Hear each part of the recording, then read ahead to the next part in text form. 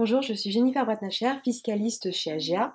Je vais vous présenter dans cette vidéo les principaux points à respecter dans le cadre d'un projet de reprise de votre entreprise. Tout d'abord, il va falloir vérifier votre capacité professionnelle. En effet, les activités d'agent général d'assurance et de courtier en assurance sont des activités réglementées soumises à des conditions de capacité professionnelle. Pour cela, il faut satisfaire au niveau 1 de cette capacité. Par exemple, avoir exercé une activité professionnelle d'au moins 2 ans en tant que cadre ou d'au moins 4 ans en tant qu'employé à des fonctions de production ou de gestion de contrats d'assurance.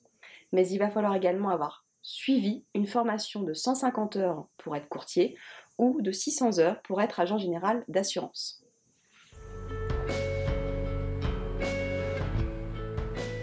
Donc bien que vous soyez déjà au cœur de l'activité et que vous ayez une idée globale de la reprise de l'entreprise, il conviendra de vous renseigner sur tous les aspects de celle-ci et il sera donc nécessaire, tout d'abord, de demander un entretien à votre employeur afin d'avoir son sentiment sur votre candidature et sur le projet de reprise, mais également d'avoir un maximum d'informations sur l'entreprise.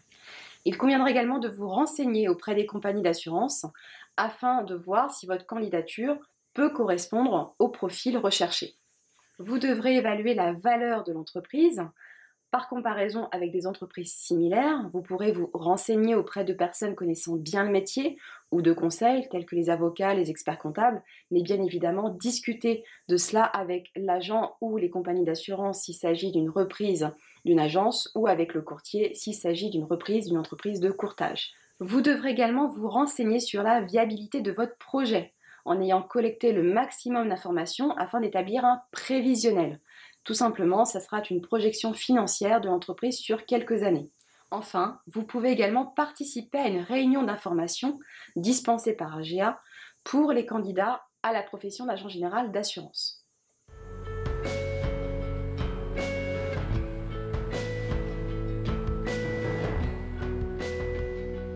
Donc il faudra réfléchir à 3 aspects, l'aspect opérationnel, l'aspect juridique et l'aspect financier.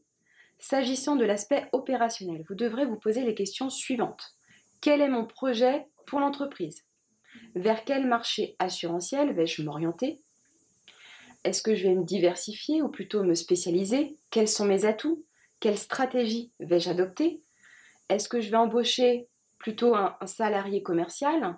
Et est-ce que mes salariés sont suffisamment formés?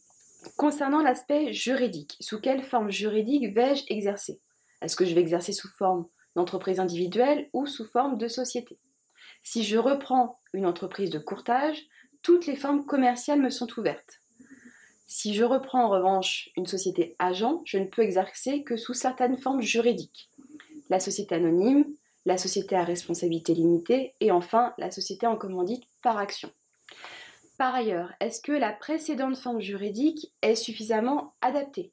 Si je souhaite effectuer un changement social de la société agent, je devrais en informer ma compagnie mandante. L'exercice à titre individuel demande moins de formalisme, mais l'entrepreneur sera responsable sur les actes passés par l'entreprise.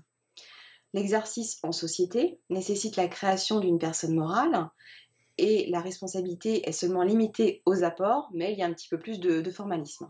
S'agissant donc de l'aspect financier, il conviendra de vous poser les questions suivantes. De quel financement je dispose? Ai-je un apport?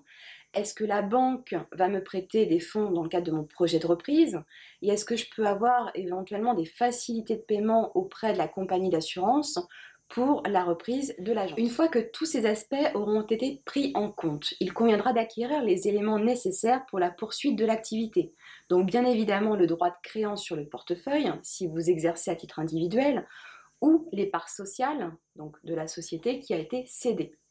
Il conviendra enfin de négocier, donc en fonction des éléments que vous aurez recueillis auparavant, donc le prix du marché, la localisation, les salariés, etc., de négocier les conditions financières et juridiques avec le bon interlocuteur, avec le courtier ou le gérant de la société, mais également avec la compagnie d'assurance.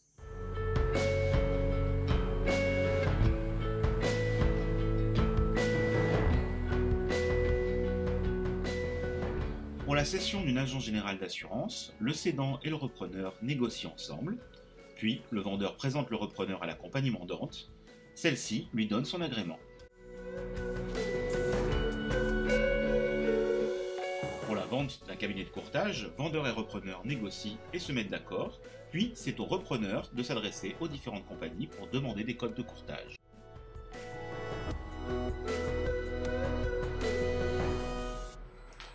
Je vais maintenant vous présenter les aspects juridiques de la reprise d'une entreprise, c'est-à-dire le formalisme, les droits d'enregistrement, mais également le sort des contrats en cours. La vente d'une entreprise ou des éléments la constituant prend généralement la forme d'un acte.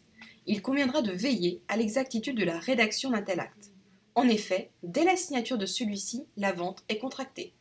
Il convient alors d'y porter une attention particulière, avec l'aide d'un conseil, avocat, expert comptable, notaire ou encore juriste.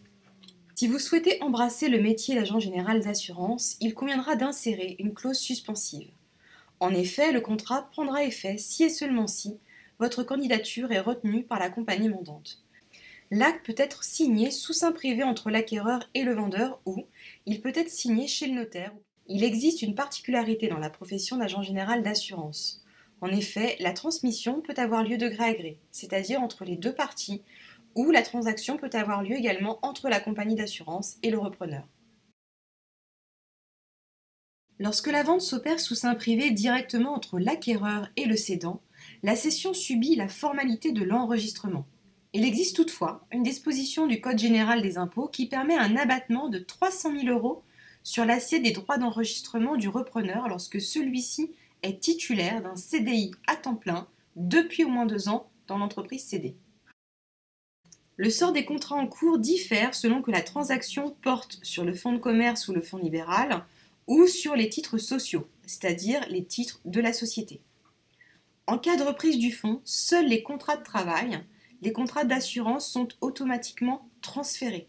En revanche, si le repreneur rachète la société, donc les titres, tous les contrats en cours conclus pour l'exploitation de l'activité sont transférés, exception faite de ceux qui contiennent une clause intuitu personae, ceux dont la conclusion en fait est liée à la personnalité même du contractant.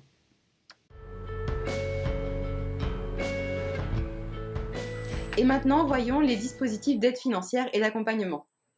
Dans le cadre de la reprise d'une agence générale d'assurance, les compagnies d'assurance offrent parfois des conditions de financement plus intéressantes que les banques classiques. Le dispositif NACRE, Nouvel accompagnement à la création ou la reprise d'entreprise, comprend une aide au montage du projet de reprise, à la structuration financière et au démarrage de l'activité, dans le cadre d'un contrat liant le repreneur et un organisme d'accompagnement conventionné par l'État. Il existe également un contrat d'appui au projet d'entreprise, CAPE, qui consiste en un accompagnement et une aide particulière qui peuvent être des moyens matériels et financiers.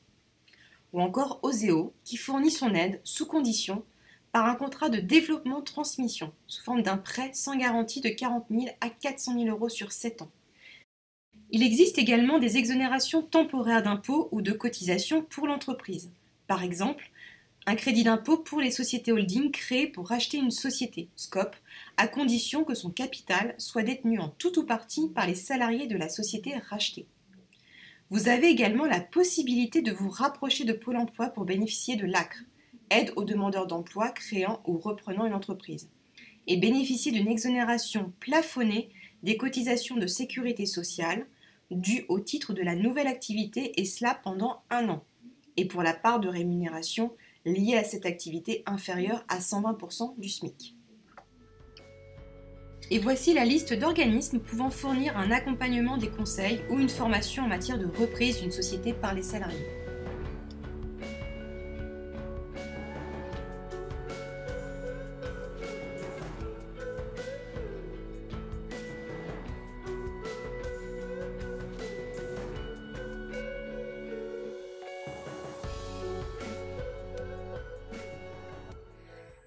Vous disposez maintenant des principales informations concernant la reprise d'une entreprise, qu'il s'agisse d'une entreprise de courtage ou d'une agence générale d'assurance.